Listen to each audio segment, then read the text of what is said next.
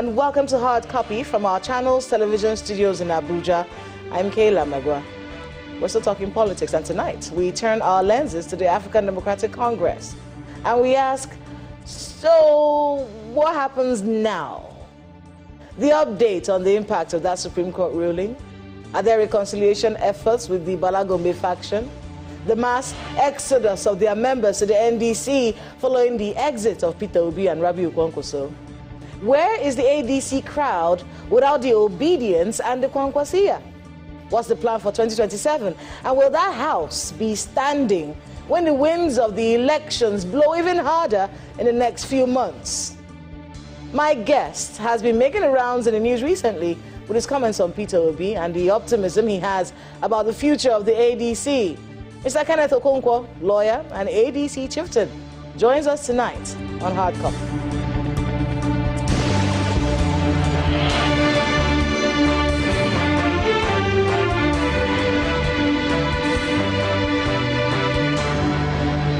Kenneth Okonkwo, welcome back to Hard Copy. Thank you very much, and thank you, viewers, for joining in. You're a member of the National Working Committee of the ADC, and proudly so. At a time when many members of your party are decamping, why the loyalty at a time like this? Well, first and foremost, no member of the NWC has decamped. Okay. So you're just talking about members of the political party. And then when you say Kwankwasia and the obedient movement left ADC, excuse me, Kwankwasia movement came into ADC 6 weeks ago. Obedient movement came in 1st January because they indicated coming in December 31st. So what is it? They were the last to come. They were the first to go. Well, it telling you. I understand that, but it did feel Very like good. the energy of the ADC picked up speed in January when the obedient movement followed Peter Obi into the ADC. At least it's perception, may not be reality. No. It is a perception. First and foremost, it is not reality. By July 2nd, when we unveiled, the whole world heard it. By July 29, when we had our National Executive Committee that dissolved the old executives of ADC and then formalized the new executives, the world heard it. When we were accepted into the portal of INEC by September, the world heard it. So I would not understand how squatters will come in and you are saying that they did this and that. I said the last to come in, the first to go. So you can imagine. And you know what it means? Let me tell you something.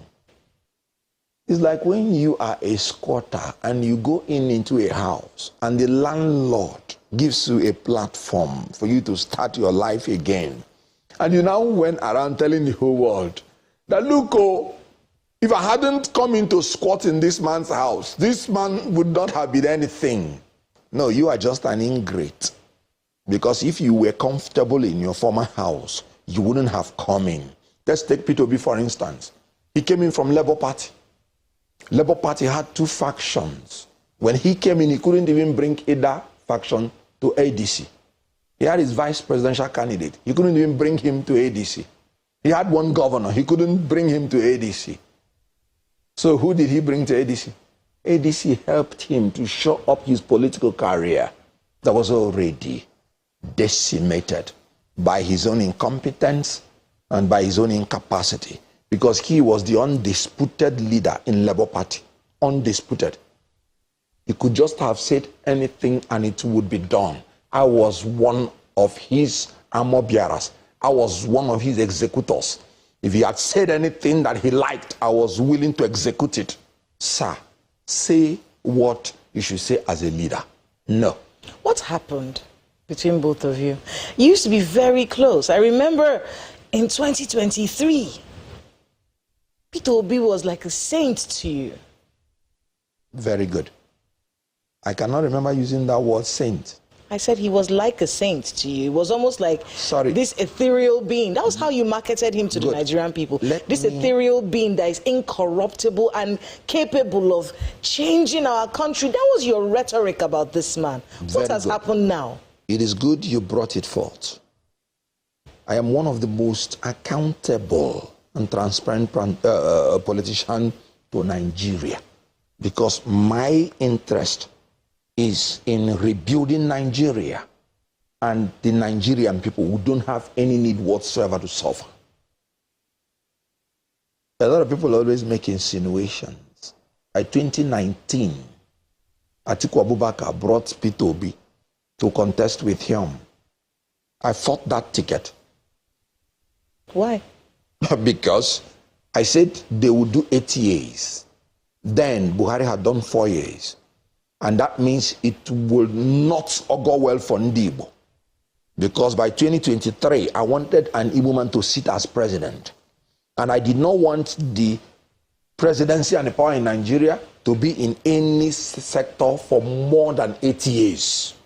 So if they had come into power 2019, they would have spent 8 years. With Buhari's 4 years, that would have been 12 years. I came against that ticket. That was when I joined APC. And I remember I told Ndibo, it's not because of me I'm joining this APC then. It is because I know that if Ndibo supports Buhari 2019, we will not have a bargaining power for Buhari to support us 2023. And I told APC plainly, this is my mission here. After the 2019, Buhari came in. Ndibo did not listen to me. They did not vote for him. And in 2023, we didn't have much bargaining power in APC. But even as we did not have bargaining power, I have already said that justice of the time demands that somebody from Southeast must be president. And luckily, of course, Obi was not my first choice because I didn't know him. We had never sat down to discuss. I went to PDP, then to the people I'm close to. I said, look, you have to give one candidate. All of you. It's not enough that you say it's from our side. You must have to work hard to pick the ticket. All of you must work together. I went to APC and told them the same thing. I said, give me the ticket of any qualified person and you see what I can do. Leave the rest to God. And then none of them got it. Then unfortunately, in APC, Tinubu made the unfortunate mistake of picking a fellow Muslim. Because anywhere I am, I give 100% loyalty. At any point I can't give 100% loyalty, I'm gone. So Peter Obi was clever enough to separate himself and joined Labour Party. And that thing I wanted, I had. That was when I started studying about Peter Obi. And then I studied about him. Of course, I was already biased in his favor because I wanted him to be president, because I wanted somebody from the Southeast. It has nothing to do with ethnicity. It has something to do with justice. We are a majority tribe, and it was the turn of the Southeast to produce the president. From 1999, we've not produced the president or vice. And the Southwest had produced president and vice. The South had produced president and vice. We have not produced president or vice. So for me, it was a purpose. I was very passionate about it. And I did what I did. And thank God, in my own opinion, we won the election. But that's where the problem starts. If you're dealing with me, if I do my own part, you must do your own part, or there will be consequences. Peter Obi didn't do his own part? Not at all. What was his part? What did you want him to do? I wanted him to fight ferociously for his mandate. A lot of people died. A lot of people were beaten. A lot of people were destroyed. A lot of people's businesses went in. Some people left all they are doing for this cause. What have you, Peter Obi, sacrificed?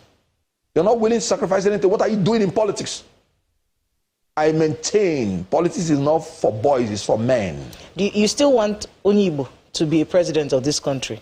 Very well. Who, apart from Peter Obi, can you rally behind right now? Flawed as he may be. I've watched your interviews. I've heard everything that you said. Yeah. I've heard everything that you have been saying. Yes. but he's still a front runner, and he's on Igbo as well. Why not support him? First and foremost. Are you going to now look for someone else to begin this journey to the presidency? You already have this one. He may be flawed. Oh, they've said all kinds of things. He doesn't have the sagacity. He doesn't want to sacrifice. Someone called him a vulture, that he feasts on dead parties. Whatever it is, he's on Igbo, and he's a front runner. Why aren't you supporting him if that is your zeal, if that is what you really want? Very good.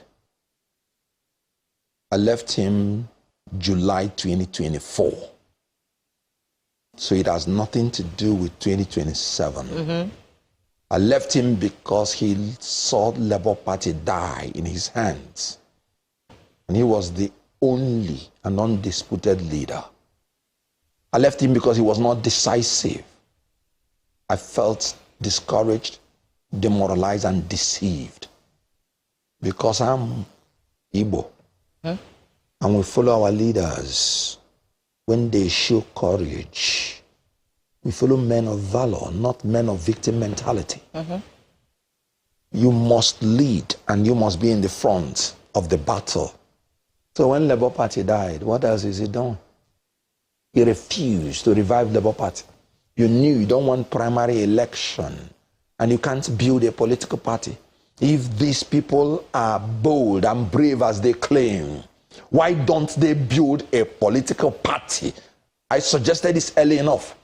Is it that will fight for Labour Party and consolidate it, or will leave early to a new party? Now, you don't want to do any of those things. You're just waiting for somebody to build a party for you. And then you come as a squatter and you start claiming what can never be yours. He now came into the coalition. And then, because they say you should go to primary, you ran away. Let me give you an example as a word of analogy. Tinubu is regarded as the leader of APC. In 2022, they called him that they've zoned APC ticket to the north. And they zoned it to Senator Lawan by the national chairman of APC. And he said the villa was aware of it. And this was the time it was supposed to rotate to the south. Tinubu did not go to start whining, to start crying. I am the national leader, see what you're doing to me. Oh. Tinubu told them, 1, it's unconstitutional. 2, just allow me to contest in a free and fair primary. If I'm defeated, I will accept it. And they say, fair enough. And he went and proved his capacity right there in Eagle Square. He went into the primary and defeated everybody. He was not the choice of APC. He was not the choice of the villa. He was not the choice of the NWC of APC. But he said, I am capable of winning this. And he went and won. And all his inadequacies, APC collapsed under one. Nobody now had any objection or any reason not to support him. My brother Peter Obi, if you sincerely believe you can win this election for Igbo, this is your trial. Don't come to say, I'm Igbo, I'm in this, because in 2023, you said, do not vote for me because I'm Igbo. Vote for me because I have the capacity, the competence, and the character. Use that your capacity to prove that you can get it. And despite the fact that I already had differences as to the manner he does his things, I was always watching his back in NWC. So when he said he wanted the NOS that will organize the primary, I said, fine, me too. I don't have a problem with that. When his aide was in charge of the registration line of members of ADC, I said, fine, so that he will be assuaged. So even when you organize your own primary, you're still afraid. Come on, let him step aside. We are not chickens in Igbo land. We are eagles. We open our wings and fly. We have 1,000,001 person that can be president. Almost any Igbo man with Igbo sense give me three. Better president. Give me 3 that can beat Tinubu right now. Give me 3. Yes, give me 3. any secondary school Give person. me 3 now. I don't need to name. I said every Igbo man that has Igbo sense can beat Tinubu. But it is what I'm telling you, that we are talking about is strategy. And I tell you why. In Nigeria, you must have to recognize our peculiarities. Do you know why the Southwest has been moving well since the Fourth Republic? They learned from their mistakes. And they stopped isolationism. And they embraced cohesion and collaboration. Remember during the time of Awolowo, a wonderful person for the Southwest. And Southwest will always give him all the votes. But it was not enough to make him president until he died. Let's go on a short break. When we come back, we'll continue this conversation. So please stay with us on Hard Copy. We'll be right back.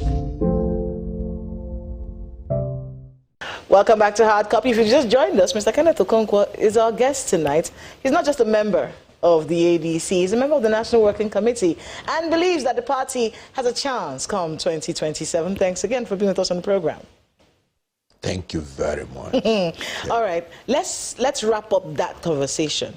Before I went on the break, I said give me 3 people who have built a political base, contested recently, and have the ability to beat Tinubu from the Southeast. That is not Peter Obi. And I was telling you, I was coming into the strategy. Without this issue that you need to strategize, any woman that is of the age of voting can administer this country better than Tinubu. But you see, that enough will not win you elections. Elections, yes. And that's where I am telling you about strategy. From 1993, the Southwest started recalibrating democratically. MKO Abiola launched out and made sure that he cohered among his own people and collaborated with other people. And they won, fair and square. And the forces that own Nigeria still denied him. And the Southwest insisted and fought. I was part of people that fought. I was in the street in June 12 struggle. I was a Lagosian. And that time I was not born again. I was still doing pure. So, What is pure? Well, I don't know. Ask Lagosians, you know. And I wasn't married. I remember then, You know? and it was actually the Actors Guild of Nigeria. A lot of you were part of that struggle. I get it. Pure is you pure in this nightclub, pure in this end in shrine. You know, that's by the way. Now, after that, the whole world understood that somebody from the South can win presidential election fair and square in Nigeria without stress. The Southwest maintained that June 12 should be revalidated. And unfortunately, Abiola died. And it was revalidated in Olusegun Obasanjo in 1999, which all of us supported. Have you noticed that the Southwest has never contested against an incumbent since 1999? That's strategy. You know why? Because they know that with the power of the incumbency, and you are in the South where it is not monolithic, it is polyolithic. It's polyolithic. Now, if you are from one section of the South and you do not have alignment with the North and you don't have power of incumbency, even if you win, like Abiola won, there is a tendency to be snatched from you. Yes. So the Southwest embarked on that strategy to make sure that it's only when there is opening that they will attack. That was what I did. For you to know how I want an Igbo man to be president without asking for compensation. In 2023, I had already figured from 2015 that there will be vacancy there. And I started projecting. And in 2023, I attacked. So in 2027, there is an incumbent from the South. It will be impossible except God decrees otherwise. Because we subject ourselves to the majesty of the Almighty God. It will be impossible to use somebody from the South, in my own opinion, to tackle him. That was why Obi would have ensured that Tinubu does not take his victory if he believed that he won. That's what MKO did. Now, this is 2027. There is an incumbent. And this incumbent, when he was not president, he overran the system. He said, I will take it, I will snatch it, I will grab it, and I will run away with it. Without the army, without the police. He achieved it. And now he's an incumbent. And you're coming with, and you want to think you can snatch the power from him. A snatcher. Who told you that you can snatch power from a snatcher? After weighing all these things, there's a need for strategic alliance. And when Obi came into the coalition, it would have been a beautiful thing. And then because of your selfish interest, your selfish purpose, you now want to throw Ndibo under the bus. You want to leave the coalition that you came in willingly and voluntarily. Nobody promised you the ticket. And because you went around telling people to give you the ticket, they refused, you want to go. And then you want to throw Ndibo under the bus. Do you want us to go and use our head to break coconuts? Coconut of Tinubu alone? No. It's better that the whole Nigeria, because the election of 2027 is going to be the people of Nigeria against Tinubu. It's better that all of us stay in one coalition. We succeed together or we fail together. And everybody would have had the trust and love for Ndibo for being consistent and not being conflagrating. So if Ndibo will use that same strategy and dislodge a Tinubu and take the power from him, then in maybe next 4 years, because that is what we are going to agree on, we will say it is our turn. And whoever is the incumbent, if it's not Igbo, if it's a Northerner, will now support us. And we will produce the president. And if by the grace of God we are the vice president in 2027, it's an improvement. Because we've never been vice president since 1999. It's a very clean and straightforward something. And you, Obi, want to throw all these things to the boss because of your interest. And you want to project that it is only you that can be president. Who are you? No, who are you? Is that not an insult to more than 20 million Ndibo? You made third class in the university. And then you're saying it is only you. How? So what happens now? Because that was what we asked in the beginning of this conversation. So with the ADC, what happens now? Hey. What happens now? So based on everything you said now, yes, as Ndibo, rally around whoever is the candidate of the ADC. Yes. And then know that you formed an alliance that will be repaid in time. Yes. So who is this person that you would like Ndibo to rally around in ADC? Very good. We are purchasing forms now. When the forms are complete, that's when you even know who are the aspirants. Because a lot of people have done Ebon, even when we were in APC. Some people will say, I will contest for president, I'll come, and when the forms are coming, you start to see the person hiding. When they finish collecting the forms, you will know the actual aspirants. Then, as a member of the NWC, you provide level playing field. And whoever wins, then we as a party will now support the person. And let me tell you why I have confidence in ADC. I'm so proud of the leaders we have. President Bola Tinubu, Senator Godswill Akpabio, and Femi Gbajabiamila. They wanted to legislate and litigate us out of existence. But our leaders stood firm. They stood like rock. We fought them. We challenged them. We went to the Supreme Court and beat them up. And Honorable Abejide ran away because they told him stay in ADC to destroy ADC. Flatly spoken to him by Femi Gbajabiamila. Don't come out. We need you there. Stay there, fight them, destroy them, scatter them. But when he couldn't scatter us, because of the superiority of our political firearms, he ran away. These are the leaders I respect. They did not chicken out. They did not run away. Peter Obi said, no, we have legal challenges. I want to run, to go to a place where there is peace.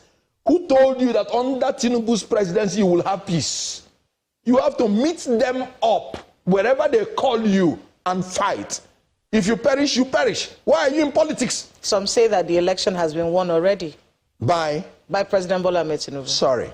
The election has been won already. When I heard it, I thought you wanted to say the right thing. by the coalition. The coalition is still on. We beat them, I told you. They wanted to legislate us out of existence. Using Senator Akpabio, they wanted to legislate us out of existence. We beat them. You said the coalition. That's Ibadan coalition.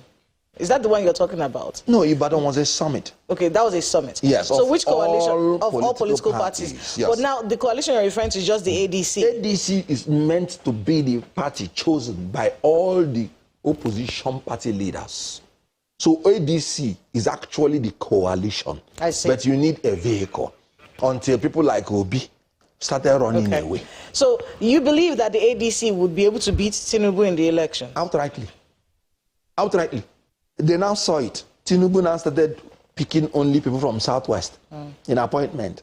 And the same imams that were saying they will go on jihad if you don't vote for Muslim ticket, they have come together and say it's a haram to vote for Muslim ticket.